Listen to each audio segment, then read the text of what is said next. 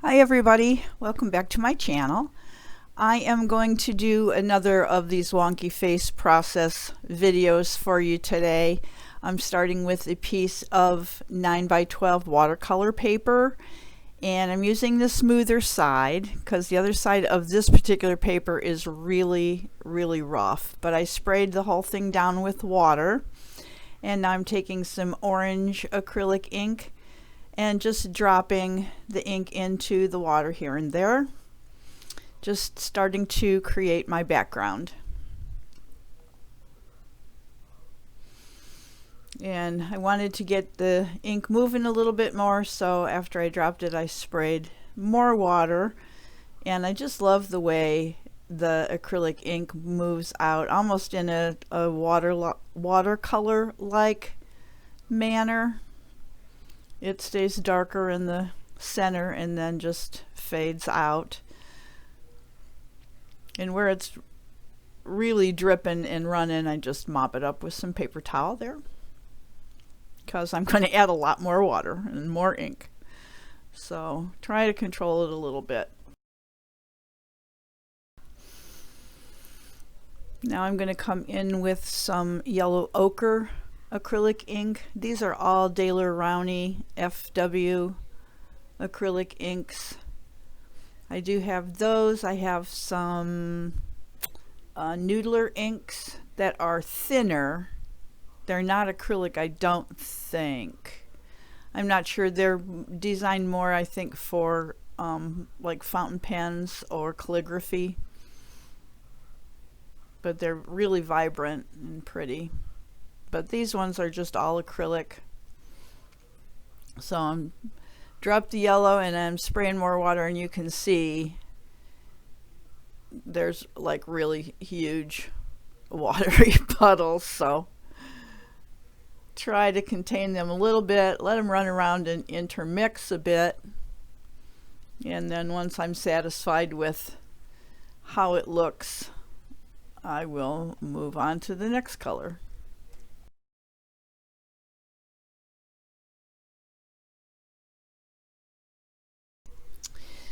And for my third color, I am using Scarlet. So we'll get that dropped in there, and because there's already so much water puddling on this piece of paper, rather than spray it again, which will add a lot of water, I'm just going to use water in a brush, just a kind of large flat brush, to move the red ink around a little bit more. So you can see I'm going for just a warm mix of colors for the background, and just dropping some more water in those ink puddles with my brush and moving it around a little bit. But once I get a little bit of water just in a couple more places, then I can tip it and get the red to intermix with the other colors a little bit more. And you can see I kind of lost some of the orange, but that's okay. The yellow sort of took over, but the red's going to fix that.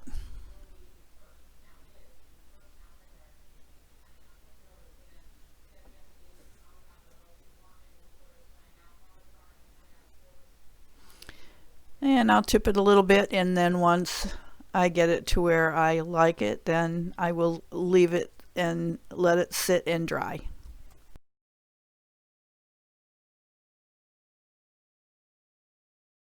So now all the ink on the background is dry, and I can go in with my mechanical pencil and start drawing in my wonky characters. And I try to look in the background for certain shapes or just hints in the background of where these characters should go, or is there a shape of a head, or is there a shape, is there an arm going somewhere? Sometimes you find things, sometimes you don't. On this little tiny guy down in the corner, there was just a drip that looked like a head shape, so his head was really tiny, and so he's just a little guy down in the corner. So now I'm just looking to see, where do I want to put the next one? Is there a spot that reminds me of anything? So I decided to go there because that spot that you see inside of the head area reminded me of an eye. So sometimes there's clues and I follow them, and that's where things go, and other times I don't even look for clues, and sometimes I don't see any. So it's just all kind of part of the process and how I'm feeling at the moment. But I decided this was going to be a group photo, kind of sort of maybe family members or funky friends or whatever, and they all have bodies this time instead of just faces, and really terrible at hands, so thankfully they can be wonky hands too, or no hands or whatever. So I'm just going to speed this up and get some characters on this paper. I also wanted to mention that I know a lot of you watch my channel for my mixed media pieces and the art journaling that I do. Those projects are going on. They're in my studio, which is downstairs, and it's been quite chilly down there the last few weeks, so I haven't really been down there as much. I've been doing these wonky pieces upstairs in the evening in front of the TV. So I do have a couple mixed media projects going on in the studio that I've been filming while I'm working on those. So you'll see those probably this coming week. So please don't leave me. I've got more coming besides wonky faces.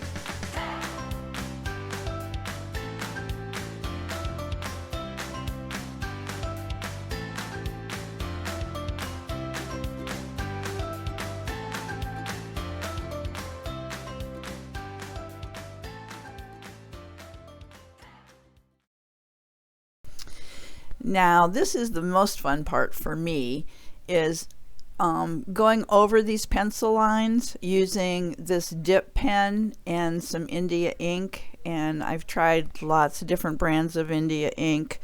I had a really old vintage bottle of Pelican ink that moved really like perfectly for my taste, but that's all used up. So the Speedball seems to work pretty well. So that's what I'm using here, and I just have it decanted into, I have like a quart size bottle, so I just decanted it into a smaller container, and just using the dip pen to go over my pencil lines. In some cases I, make new lines or whatever. The areas that I want to have filled in when I use the water brush to move the ink, I'll add more ink in those areas, like the pupils of the eyes and the eyebrows. So I am just going to, again, speed this up, and I'm going to trace over all of these lines of these characters, and then I will start moving this ink around with some water on a paintbrush.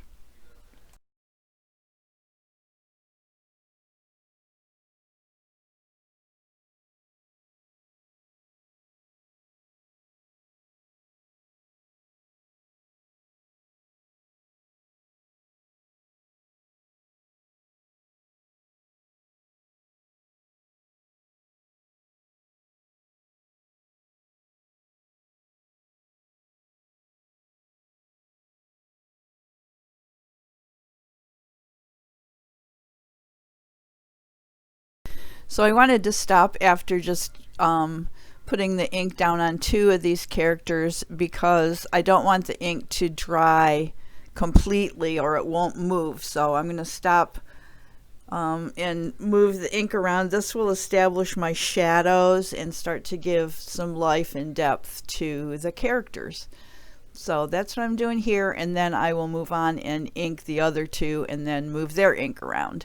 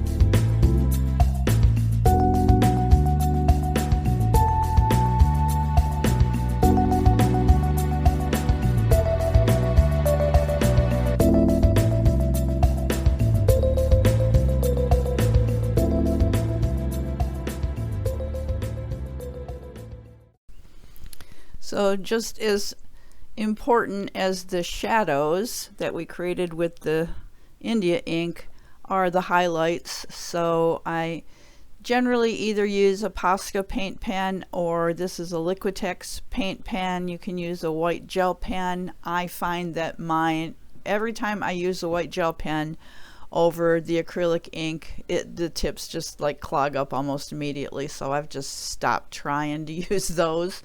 I know some people have good luck with them, but I just don't. So wherever there would naturally be a highlight on the face, I'm adding a little bit of white pen there. So chins, the ball of the nose, the whites of the eyes. I like to put a little highlight on the top of the ears. And with the paint pens, it will pick up some of the ink that's not the India ink that's not completely dried and create kind of a grayish color. So when that happens, I'll just wait until the white dries and then go back over it with the second coat. So that's what I'm doing here, just adding some highlights, and they don't look great right now, but after a second coat, and then I'll be adding a lot more line work with the black pen. Everything will come together, so don't worry that it looks a little funny at this point.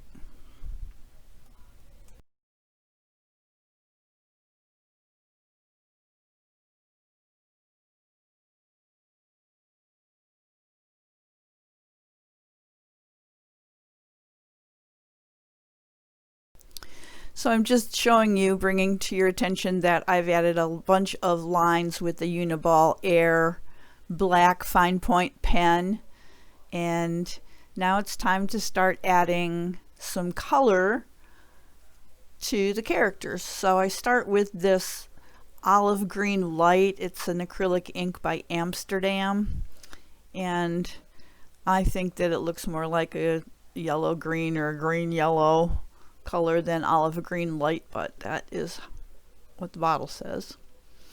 So I'm just going to add color to everything: eyes, clothing, and just speed it up and let you watch them come to life.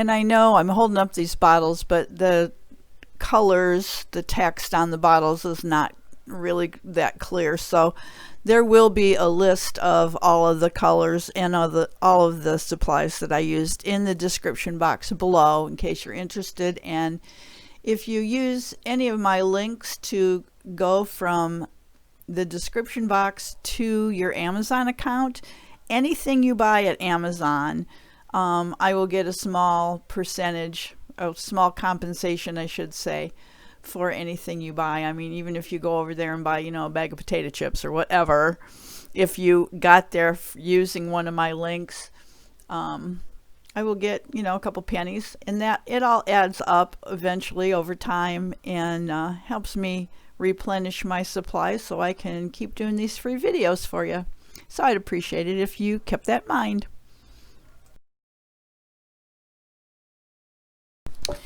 So I'm coming down to the last touches that I'm going to put on this one. I could keep going and going on all of these wonky pieces that I've been doing. You can just keep adding lines and adding characters, and you can add quotes and words. And anyway, so I am adding some red to their lips. This is that Scarlet color, and I like to make the top lip a little bit darker, so you can see that I moved some of the India ink across the top lips just to darken a little bit. And I'll go through and do the top lips first because my brush will pick up a little bit of the darker ink and mix in my brush, and then I'll rinse it and do the bottom lips so that they're brighter and don't have any of the black mixed into it.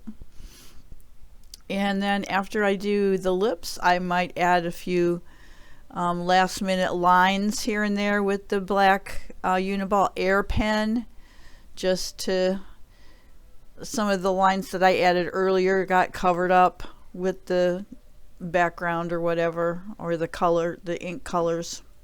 So I'll go over those one more time.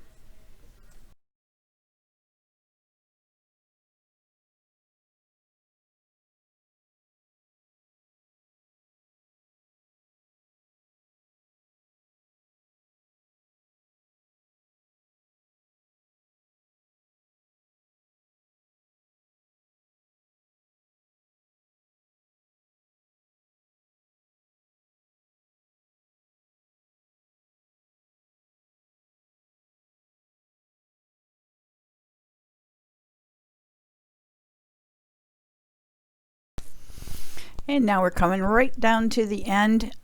This background is pretty bright, and I feel like it really competes with the focal point of my people here. So I'm just going to water down some white gesso and go over the entire background, and it kind of pushes it back. I can still see the pattern and the color changes and whatever is in the background, but it's just way more subdued and not so bright, so it's not really competing. It lets my wonky people stand out more. I like to do this. Sometimes I'll use black gesso and sometimes I'll use the white gesso. So that's it. Thanks for joining me. I'm really glad that you're here. I hope that you'll come back, and I hope that you enjoyed today's video. And in the meantime, go make some art. Bye.